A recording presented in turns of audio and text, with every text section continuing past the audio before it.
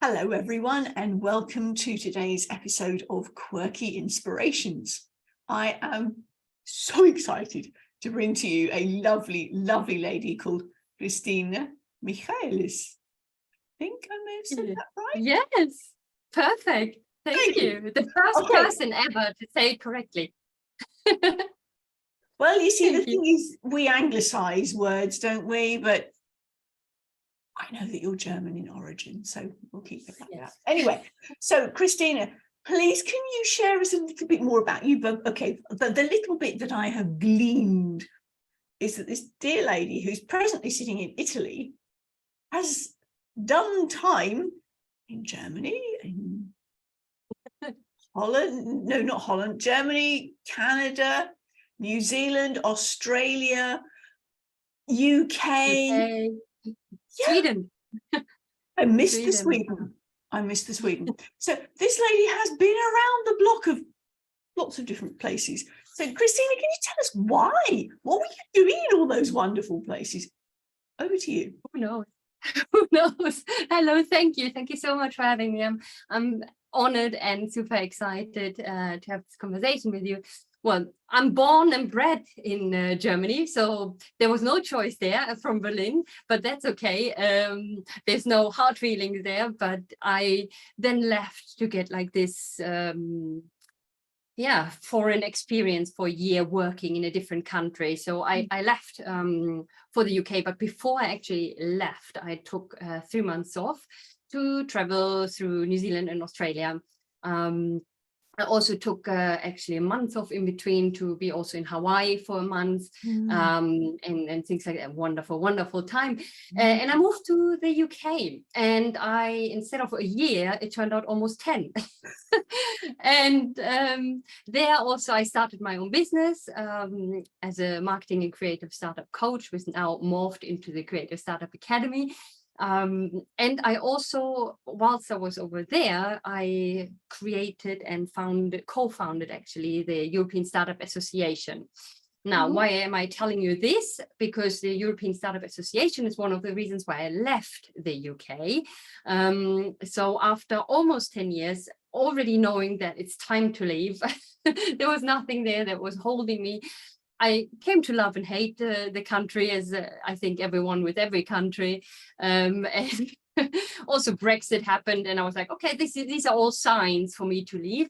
And because I founded the European Startup Association, and we were creating European Startup Festivals across Europe, the next one happening in Sweden, I moved to Sweden. And this is how this is connected. And I moved there, lived there for 7 months to prepare the event and also to build a network, actually. And I absolutely loved it. I was in Malmö, so at the south of Sweden. Nice. I was there only in the most beautiful months, I have to say, because I left in October and everyone said, oh God, thank God you left, because it's going to be super dark and it's going to be a bit depressing. And I was like, okay. Anyway, so I left actually to move in with my back then boyfriend and now soon to be husband that I've met through another project I was doing in Italy, hence also a lot of traveling through Italy before that. In the meantime, I didn't get along with my co-founder for the European Startup Association, so left that and just focused on my Creative Startup Academy now. So that's basically how it all came about. But I always loved traveling. I love meeting new people. I love learning languages. I just learn languages for fun as well. And if You're I do, obviously very good at them because you speak German, French, English, yes. English. French, yeah. French is one of the languages that I learned for fun because we do a lot of holidays there. Italian, obviously. You need to be doing that one. I started a bit of Swedish, obviously, when I was there. And because the next European Startup Festival was supposed to be in Rotterdam, I also have tiny bit of knowledge of Dutch, actually, which is not too difficult if you're German and speak English. Exactly, because it's quite similar, isn't it? But I mean, yes. My Dutch runs to spreekt u Engels? Nein. Yeah. And usually the response was, of course. Don't want to make assumptions, but yeah. So for those of us watching who didn't understand me, I said, do you speak English? So yeah. Yeah, Okay. and everyone speaks English in the Netherlands. So that sometimes actually can be a challenge. Also in Sweden, everyone speaks German as perfect English. So when I actually was learning Swedish and wanted to use it, was impossible because they saw that I didn't understand exactly what they were saying or something. So they just switched to English, but that's fine. That's fine. Yeah, So. yeah. No, I remember rehearsing my bestest German before going up to the cheese counter in Interlaken and asking for a particular bit of cheese. And the person behind the counter responded in English. Yeah. He heard me and then he thought he would flip See, it back. that won't happen in France though, because they won't switch to English. No. If you want to learn French, then that's okay. You can learn French and go to France. No one will reply in English. It's a long time. Yeah. Anyway, let's carry on a little bit more about your wonderful business, because anybody who checks out, and I strongly recommend you do check out Christina's LinkedIn profile, is in for a gorgeous surprise. It's a breath of fresh air, lots of bright colors and big beaming smiles. And smile's important to you, isn't it? Tell us about S.M.I.L.E. So S.M.I.L.E in general, I think a smile is contagious, as they say, and I do believe it is. Because Definitely. if you smile, even as strangers, not in a strange way, usually that's received very well and people start to smile as well. Sometimes I just greet strangers as well. Have a good day. And they're like, what? What's happening? So in general, I think smiling can already help spreading joy and also spreading happiness. And there's a difference there. But and it's so important to me that I decided to use it as an acronym in one of my, so in my latest book, actually, the happiness formula. And I spent actually the last, well, probably all my life, like everyone, for the search of happiness. However, intensely with doing courses, getting certified as a happiness facilitator, and being reading lots of books and looking into research and everything about happiness, because I think as everyone, it's about being happy in your life. And that means also for me, being happy in your business. So that's actually one of my core things, that I started my own business to make other people happy in what they're doing as a job, by having their own business and fulfilling a passion and having an impact. And yeah, so that's how I use then the acronym S.M.I.L.E in the happiness formula. Which stands for? Which stands for start your journey. So there we're looking into understanding happiness. We're looking into knowing yourself. We're looking a bit more into mindfulness techniques. Then we have the M, which is make sure you're ready, because not everyone is ready to receive all the bliss and happiness in the world. And then we're looking a bit more in NLP, neuro-linguistic programming, to cultivate a positive mindset. We're looking into overcoming obstacles, doubts, negative self-talk, and setting goals. So that's the M in S.M.I.L.E. And then we have the I, which is implant happiness into your brain. And then we're looking a bit more into the science of happiness, scientific research, what makes people happy, what doesn't make people happy, the biology of happiness, so with all the hormones that are involved, the happiness hormones, and building habits. And then we have the L, which is all about learning about the models, because there's a lot of happiness models out there. And there's a PERMA model and a lot of other models that are out there that I'm explaining. And then the E, yes, S.M.I.L.E, the E is about engaging with tools. So there I really give super practical things. So it's all very practical because I give the theory and then lots of questions to reflect on the topic that we just talked about. And in engaging tools, there's even more tools, there's apps, there's using gratitude journals, meditations, affirmations, visualizations, and all of that. I also recorded all the meditations myself, and there's lots of resources where people download then a gratitude journal that they can use in a digital way or print out, and all these kind of things. So that's S.M.I.L.E. I don't think I missed a letter. So much there. There's so much there. And the happiness formula. I was intrigued when I saw that, I have to say, because this is brand new off the presses, isn't it? When did it get published? Yeah, it's beginning of this month, so Beginning of not even June. 3 weeks ago. Yeah, sorry, I'm saying this beginning of the June because this podcast Exactly. may take a few weeks before it gets out. It's the beginning of June. So June 2023, the happiness formula. Right, because I also believe you've got it out in 3 different languages straight off the bat. Yes, so the Italian language is still being revisited by a native Italian speaker, of course. The German one, so I've, strangely enough, even though I'm German, I write everything in English because I feel much more confident writing in English now after so many years being away from Germany. And apart from my family, I don't really speak German around here. And so I wrote it in English, then did the German version, and then I wrote the Italian version. And currently my fiance is a native Italian. He's reading through and correcting in the book, and then helps me to basically correct it there. But it shall be out also very soon. Yes. Oh, fabulous, fabulous. And those are available on Kindle and in the physical copy as well? Yes, yes, in both. Excellent. All on Amazon? Yes, on all Amazon worldwide. Excellent. Just checking, because we do have a global audience, so that will be lovely. Yes. That'll be lovely. You picked up on a point that I'm curious about, because as you know, I'm all about language and words and things. So I'm curious, do you actually think in English now? I actually think in Italian. So when I moved to the UK, it took about 1.5 months to think and dream in English. Now I'm thinking in Italian, but because I'm very intensely learning French, sometimes the French comes in there and I'm getting confused. And then when I dream, it depends on where the dream is happening, actually. When I dream that I'm in Germany, I'm dreaming in German.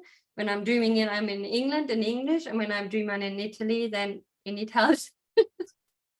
I'm super impressed. It works. So I'm here for 4 years. So yeah. And obviously the fact that you've got an Italian fellow means that you're probably going to be speaking Italian most of the time now. Yes, we speak in Italian. We watch everything in Italian. He's learning German, so I'm also speaking German to him, and sometimes get confused because sometimes it's really, back in the days I was making fun of people who spent a year abroad and then, oh, I can't think of the German word. But it's really that way because the language moves to the front of your brain where you just spend your most time in. So now, because I rarely speak German, if he asks me how a specific word is in German, I sometimes have to check it online. And then I'm like, oh, yes, let's try it. I love it. Well, as I said, I always get fascinated when it comes to language and learning language. And I mean, way back in the day when I was going through school, we knew that total immersion was the way to learn, because then, I mean, there's no way out. Everything around you is in that language, and you do have to go deep dive and pick it up and run with it or sink. So yeah. Oh, lovely. Yes, that's the best way. I do have to say as well, because it's not easy, of course, to always spend a lot of time in the country that you're learning the language of. So what I do is I watch, for example, series on Netflix in French now, and I might not understand everything, but because you have an image and you usually understand also, and I put French subtitles on as well, so I can really understand the entire series without understanding every word, and that really helps. You get the visual cues then as well, don't you? Yes. Yeah, exactly. Cool. Thank you for satisfying my curiosity. You're welcome. About your book, but now tell me how you got into happiness. It was actually like a lot of times people need a bit of a dramatic experience in their life, probably to then look after themselves a bit more. For me, was it 2016, I think, a bit later, maybe 17. Anyway, it doesn't matter. A few years ago, I I was, I would say, very close to a burnout. Luckily, I was able to take the brakes, step on the brakes, and not get into full burnout, because that's really, really, I know people that have been, and it's really difficult to recover from that. I was working a lot on my business. There were a lot of health issues in the family. And I also got diagnosed with a brain tumor, all whilst I was in the UK. And obviously that's a bit shocking at that time. Then you Google what that means, because it wasn't a specialist. So since I'm 19, I have tinnitus in my ear, so this constant ringing, which has to do with stress and things like that. So I tried all kind of therapies for more than 20 years. And then I thought, okay, let's see if there's something new, some new techniques. And that's why they actually took a scan of my head. And that's when the ENT, ear, nose, throat doctor, yes, exactly, said to me, oh, it's really good. There's nothing wrong with your ears, but you have a brain tumor. I was like, what? So wasn't the most sensible doctor. So you Google and you check and you think, okay, I'm dying. Let's see what's happening. And then I luckily had a private health insurance while I was in the UK as well. So it went quite fast with all the scans and blood tests, because they said it's on the pituitary gland. Right. And after 3 months, and it's in proportion to if you won't have private insurance, it turned out I don't have a brain tumor. So to solve this, yeah, exactly, that's what I look like.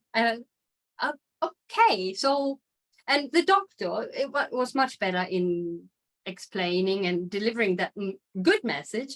But he said, oh, so you just forget about it. And I was like, but these 3 months have been incredible for me, suffering and everything, and also for family and stuff. Yeah. And he was like, yeah, it turns out it's just your pituitary gland. It's just like full moon shape instead of usually half moon shaped. And so we thought it's a brain tumor. Anyway, there's a lesson there for doctors to not jump to conclusions, but say there's something that we want to look into. So yeah, exactly like you just looked, I was like, eh? So that was good news, but it made, so all of this experience also during that made me really reprioritize things in my life, seeing that I don't live to work. Also, if it's for my business that I love, and I think entrepreneurs need to be extremely careful not to burn out, because they love so much what they're doing that they often don't realize when they overwork themselves.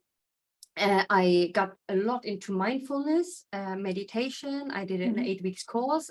Took a break, and this helped me to get out of this down and out of the close to burnout state to something else. And also after these 8 weeks course, the ringing in my ear stopped. So it comes back from time to time, but I'm able to regulate, let's say, myself, and to deal with that. And all of this was like, okay, what is actually happiness for me? I want to live my life to the fullest, because we never know how much time we have in this dimension. I believe there's something, I don't know if there's reincarnation. I don't know. I'm sure there's other things that will come afterwards somehow, somewhere in a different universe. But that's where probably this comes from. Like, okay, self-care, looking after myself, and really going into what that means to me. And then I always have this urge to, when I know something, I want to help other people to know the same thing. And this is how I then created all of this and put it all together. Wow. On the one hand, I've got a brain tumor. On the other hand, I haven't. Exactly. Oh, God. And now I can look back on it, and I'm not saying what a stupid doctor telling me like that. Everything happens for a reason. And probably if that wouldn't have happened, maybe I would have gone into burnout, because I wouldn't have reprioritized things and stuff. So there's a good thing out of everything, I believe. Yeah. And I probably wouldn't have published this book. Well, there you go then. Thank you, Quirky Pituitary. Yes, and someone spiritual actually told me that if your pituitary gland is enhanced, you have a stronger connection to the universe. So there you go. That's good. Right. I'm afraid I went straight into the medical sequelae of it and going, were you having hormonal issues then? but that I wasn't going to ask you that on camera because that's a little bit Oh, too... you can. I don't think there is a problem, luckily.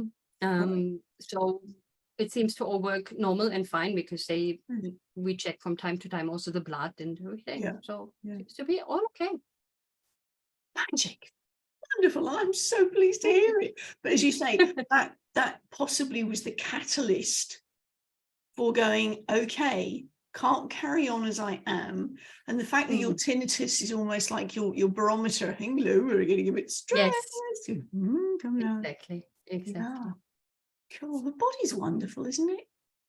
It is, yeah. It makes you really discover a lot about yourself if you just start listening. Yes, yeah. So I mean, I think that, as you rightly say, there's a lot of people who have had a line in the sand experience that they've got to go, okay, this is a wake-up call. I can't carry on like this anymore. Something has to give. So yeah. And that something else I wanted to bring up with you is your startup academy. Because a lot of entrepreneurs want to help other people. Obviously, that's why we're in business. But a lot of people will go, oh, startups haven't got any money.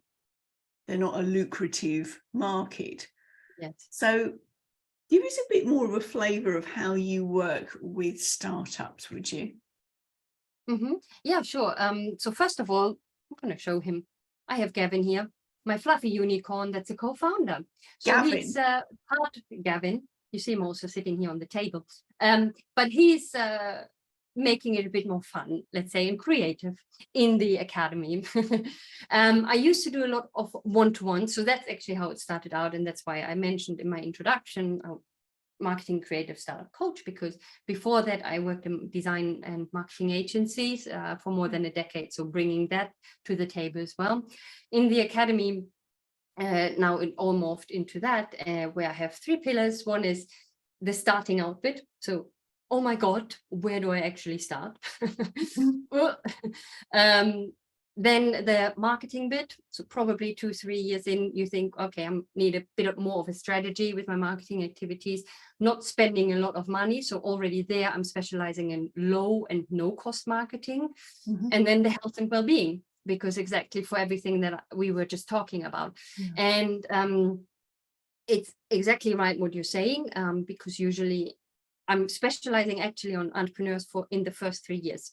And it's where they have the least money. Exactly. So how does that actually work? So first of all, I made it really low cost. So there's lots of free stuff to help as many as I can if they really don't have any money and just but need some advice and a community and a 30-day Kickstart Your Business challenge, all these things.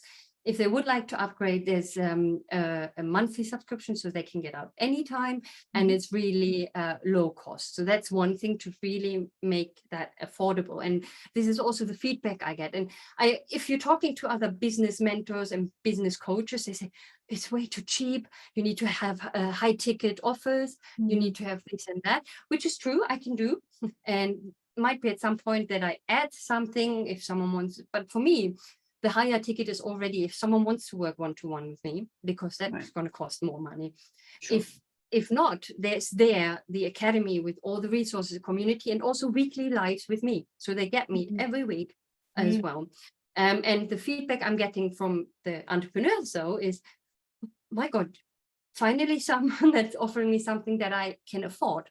So for me, I love what I do, and I want to keep it as low as possible. Of course, I need to live. I need to pay my bills. If I would be a millionaire, I probably would do it all for free because I love it so much, but I can't. And then I also work with other companies and universities, for example. So students won't be able to pay me, but the university is paying me to support their students that want to start their business. Accelerators and incubators will pay me to help their entrepreneurs. So really, if there's not even, let's say, the little amount they would pay for my academy, they then there might be a chance that they work with me in another way where a Yes. company is paying me. Yeah. Well, the thing is, I mean, hopefully, I'm going to trust that they remember the person who gave them the leg up to start with, and therefore they'll refer. And I'm sure as there is scope within your academy for continuing, even once you've got past that initial, Yes. oh, yes, I'm still going. That milestone, because there are so many businesses that fail within the first 5 years. But if you've been there holding their hand along the way, oh, that was such a gorgeous smile as well. I mean, what's not to love? I'm sure you get. Do you get referrals from that respect? Yes. Yeah, I think a lot is based on referrals, a lot is based on meeting me, building relationships. It's not, I did go through all the paid ads and stuff because you have to try and see what's happening. That's hardly does anything. So it is the connections, and it is the referrals for sure. Sure. Yeah. And the networking. I mean, you and I met on a networking meeting. Yes. So yeah. Okay. So have you got any vision to be on stage talking about your work, or other than within the connector that we met on? You wouldn't think I did this for everything, would you? No, that's okay. Yeah, so actually I have been invited to events and stuff, let's say pre-pandemic. I don't want to say it, but it's that way when everything was all in person. I was everywhere, and I got invited to speak at a lot of events and things like that. Also hosting, of course, the events as a host for days, being on stage and speaking. So that, yes, now it's more the virtual world, even though happily speak. I love being in front of people. I never get nervous, because I think for me, if I may share my confidence formula, because people always ask me, is know what you know what you don't know, and be okay with that. And that way you can't be nervous. Most people are nervous because they think I get a sentence wrong, I forget what I want to say, maybe I can't answer a question. So if you are prepared, of course you need to prepare, rehearse, practice, all these things. There's not really anything that can go wrong. If you don't know the answer to something, you can just say, because no one has all the answers. Anyway, so yes, I just actually launched my speaker page as well, because I thought it's time. So I created a page showing all my experiences and podcasts I have been on, stages I've been on, and summits where I have been speaking, for example. And I absolutely love it, because it's a great way to give back, and it's a great way to reach more people and engage as well. Yeah, for sure. So your business is based in Italy at the moment. I can let's say I am based in Italy. My company is registered in Estonia, and my clients are mainly outside Italy and my members, because yeah, so to tell you the truth, Italy is not the best place for business. It's not, because of the difficulties with the government setting up a business here. I heard that bureaucracy, the Italians do bureaucracy par excellence. Yes, yeah, and things get lost, and you pay 70% taxes, and all these things that make it very difficult for people to start something here, because it doesn't make it worthwhile. But with being online, everyone being online, it's very easy to speak. And also the language barrier. Everything I do is in English, and still a lot of Italians are not so, let's say, confident in English. Depends on where they are and where they work. Sure. So the reason I was going into that is because you have clients globally. Am I correct? Yes, mainly in similar time zones. Some from the US, some from India, which makes it sometimes a bit more difficult and flexible, let's say, with the live sessions with me. Yeah. Yeah, because I know certainly that when we did the Your Words Have Power last year, we ended up doing 2 separate sessions, one that was for North America friendly time and the one that was for Euro friendly time. Exactly. And we Aussies managed to get in on both. But actually, the Europeans didn't really want to come out to play, which was a real shame. So never mind, never mind. But yes, it is difficult. You can't get everybody up at the same time sensibly. I'll put that in there because sometimes people get up at stupid o'clock to be in meetings. But yeah, it is impossible. It is impossible because the sun's down somewhere. It's definitely bedtime somewhere. That's true. Yeah, so what I do actually in my academy is I do send out regularly surveys, just asking 2 questions. Okay, what time and what day in the week work best for you for live sessions? Right. And then the people who bother to reply, because not everyone does, of course, I take into consideration. I actually changed the time because of the responses. So I did do them at 11 o'clock in the morning, my time, which absolutely does not work for Canada and US. Now I do them in the evening for me, but not too late, at 6 p.m. And that's quite early, but they still join. This way, people from India can't join, but we try back and forth. You're gonna mess somebody up. So and I'm assuming that you record your sessions anyway. Yes. Yeah. So people can always pick up the recording. Exactly. I mean, the mad book that we are working on at the moment, as in making a difference. We have people in New Zealand right over to the Pacific time zone. So when we first got going, before everybody's clocks did that, we had 21 hours difference between New Zealand and Pacific Canada. And you go, oh, okay. So they're now the 19 hours difference. But yes, if we'd had any authors who were slap bang in the middle in the Eurozone, that would have been tricky. As it is, we do manage to get a time slot when everybody could make it, in theory. Yeah. So, yeah. Okay. So before we wrap up then, Christina, is there anything else that we've missed about your wonderful business, and anything that you'd like to share that I've not asked you?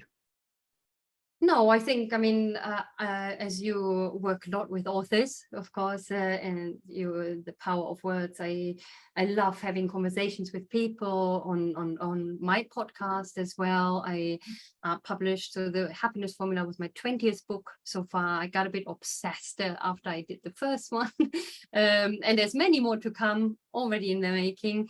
There's actually one which fits also maybe a bit of the quirkiness. I'm working for years in my head on a fiction book, which is obviously much more difficult to write than a non-fiction book, and business book, which is super fast for me to write because it's all in your head and you just need to bring it down on paper. It's about a broccoli who's a lawyer and lives in a world with only vegetables and fruits. And there's I already started putting in some, it's going to be short stories about each case, and each case has like a moral story and a moral to learn. So yeah, I'm working on that, but whenever that comes out. But yeah, that's maybe something I would love to get going. Who's the target audience for that one? Yeah, exactly. That's the thing. It's just in my head, and I think I need to write them. So at the beginning, I didn't know. Now I think it's going to be children, but not so maybe from 7 to 12, so not teenagers, because it's obviously difficult to grasp the concept of a lawyer that goes into court for younger children. But then I can make each case a moral to learn that children should learn by, I don't know, respecting also the onions that smell bad or something like that, or things like that, you know. So to look into that. So I think it will be more towards that, and every person that wants to just embrace a bit of weirdness and quirkiness. I love the quirk. Absolutely love the quirk. That's great. Yeah. Thank you, Christina. Well, as we wrap up now, one of the things that I ask all of our guests is about their internal scripts. Mhm. The reason I do this is because what we say in here is as important as what we say out here. Yeah. Because if the two don't match up, your non-verbals are going to give you away. You're going to come across as a bit sus, a bit inauthentic. Mhm. So I'm going to ask you, do you have an empowering script that you rely on, that's something that you refer to every day? Some people call them a mantra. I call them an internal script. Yes, I do actually. Probably not every day, but most days. Mhm. And it's what most people use maybe in a loving kindness meditation as well. And I do meditate every morning, Mhm. but with guided meditations, I have to say that's a bit easier for me. And they have different kind of mantras in there. But then I repeat to myself, I am healthy, I am happy, I am well. So these are the three things that I tell myself. And I tell myself also if I feel down, sometimes if I feel a bit tired, I add energized in there. And I just tell me, because I know we can trick our brain of thinking that, also then obviously smiling, doing some physical movement, that power poses or something like that. But it really, also if I feel, oh, maybe there's a cold coming or something like that, I just say this and it seems to really disappear, this feeling of I might get ill or something like that. Actually, just before the call, I felt that maybe there's a cold sore coming out on my lips, and I was like, oh, I'm going on holiday. So it's probably the stress that I'm preparing everything in the evening. And then I just said, I am healthy, I am happy, and I am relaxed. So I'm a bit flexible with that mantra depending on the situation, and it just disappeared. So fingers crossed it will come out. I'm sure it will be perfect. I'm sure it will be perfect. Because that is the important thing, is, I mean, every single cell in our bodies reverberates to the energy, the frequency of our thoughts, and our thoughts are conveyed with words. So yeah, I mean, if you tell yourself, I'm tired, Bod's going to go, okay, she's tired. Oh, it's such a hard day. I'm working on the I am cold at the moment. I'm flipping out the I am statement to I feel. Because then feel is something you can very easily change, whereas the I am identity statement is something that is almost very true, ingrained.